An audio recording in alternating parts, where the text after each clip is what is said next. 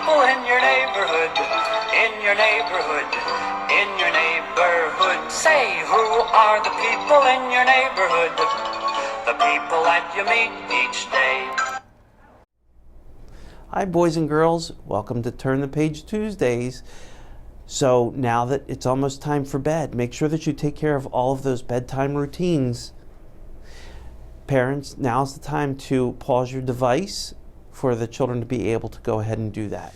Hi boys and girls, tonight I am here with Mr. Hostetter from Hostetter Grain. How are you doing, Mr. Hostetter? I'm doing fine today. Thank you for coming out. Thank you. And can you tell us what you do in our Oxford community? In the Oxford community with our business, we buy and sell grain from our local farmers, and what we do, we bring it here and then we process it and resell it to different areas around the country. And then what is really one of the neatest things that we do is the wheat that you see locally grown in the Oxford area, we will buy here and take it to a flour mill, and it gets processed in the flour, and then it is resold down to like Herr's potato chips made into pretzels. So that is one of the buy local. It's really neat to see that the farmers around here, stuff goes local. And same way with the corn and the soybeans. You'll see corn grown in the fields next to you, and that is made into feed for makes eggs, chickens, and pork. So that's something we do in the Oxford community. And boys and girls, you remember the word process from when we visited Herr's factory, and that basically means to change into something, to process. When you see this video, you're going to see some pictures of some big silos that are part of the Hostetter farm. And can you tell me what is actually in those silos? Well, the one product that's in those silos is wheat, which is made into flour. And that is the product that goes from our place to a flour mill down to Herr's factory and makes the pretzels. So it's like I said earlier, it comes right back to the community. And we saw those pretzels being made when we went to the Herr's factory.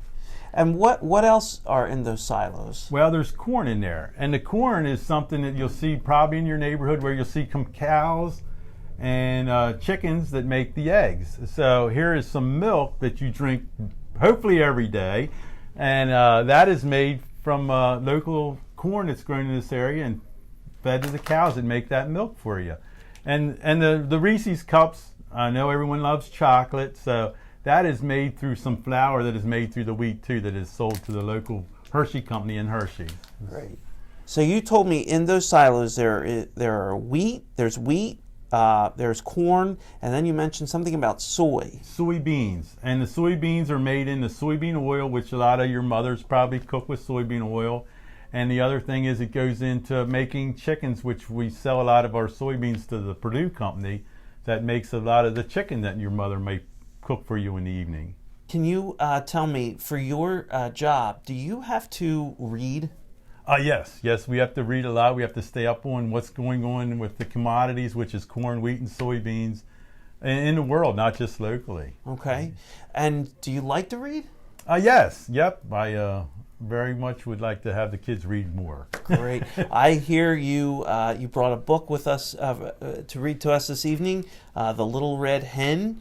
And The Ear of Wheat. So we can't wait to hear that book. Okay, yep. And before I get into that, I do want to say that in the Oxford community, our family is a family-run business pretty much, and we have 4 generations have been involved with the Oxford School District. Our father, who came in the early years, didn't go to school here, but yet he was on the school board as a school director.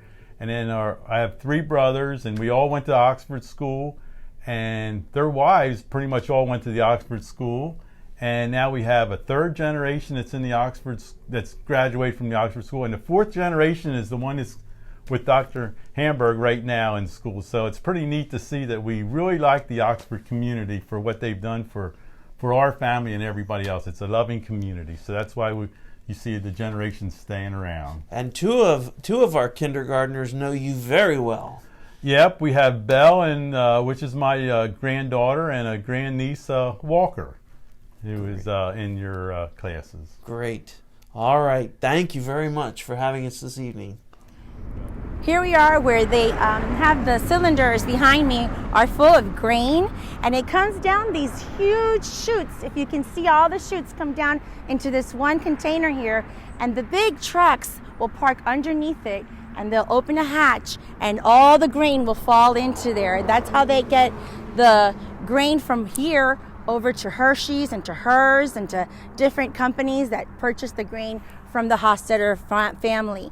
Aquí es donde estamos, en los cilindros atrás de mí, es donde está todo el grano, y los granos bajan por esos tubos que tú ves ahí, bajan hasta aquí, y donde abren una puerta y se montan en un camión, y ahí de ahí llevan todo el grano de aquí, de Oxford, a diferentes locales como Hershey o los Hers o diferentes compañías que compran el grano aquí en Hostetter Grain. About wheat. So we picked the book out, The Little Red Hen and an Ear of Wheat. And this is a little book that's talking about growing some wheat. So once upon a time, there lived a rooster and a mouse in a little red house with a red hen and a red roof. One day the little red hen found a grain of wheat lying in the ground. "Look what I found," she said to the rooster and the mouse. "I shall plant it in the soil. Who will help me?" "Not I," said the rooster.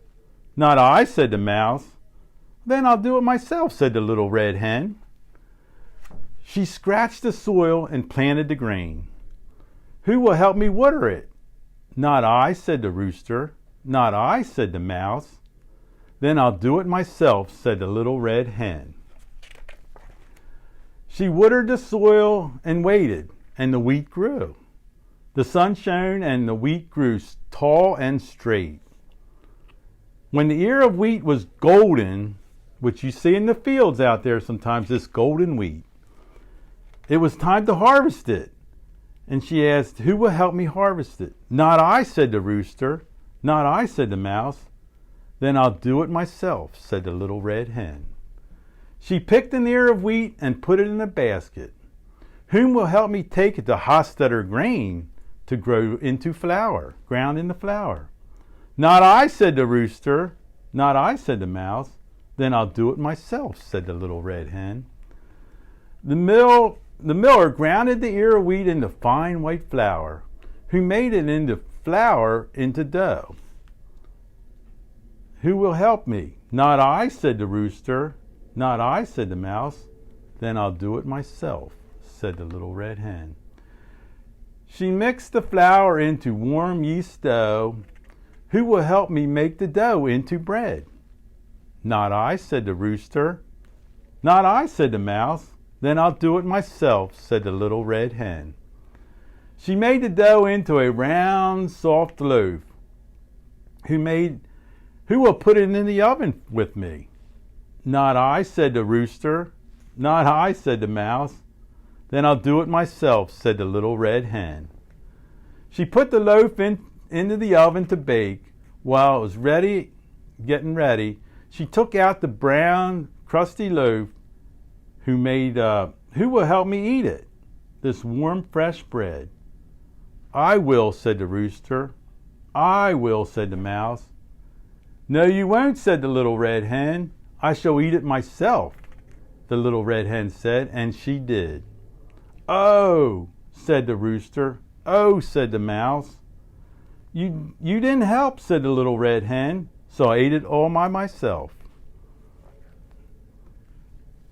But the next time the little red hen found a grain of wheat lying on the ground, the rooster scratched the soil and planted the grain. And the mouse watered the soil. And together the rooster and the mouse and the little red hen watched the wheat grow tall and straight.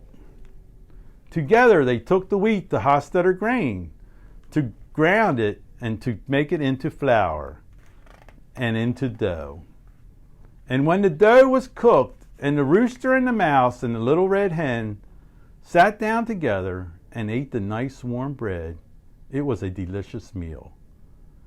And that is the end. Now, it is bedtime, so I know you're probably with someone you love. So give them a hug and say good night. Good night. I hope you enjoyed that book by our special guest. Now it's time for bed. Good night, everyone. We'll see you in the morning. The people that you meet when you're walking down the street, they're the people that you meet each day. Well, they're the people that you meet when you're walking down the street.